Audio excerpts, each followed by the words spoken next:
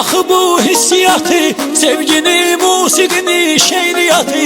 Sen gələndən sonra sevdim həyatı, sen gedəndən sonra nifrət eləmişəm. Mən açan eşqə xəyanət eləmişəm.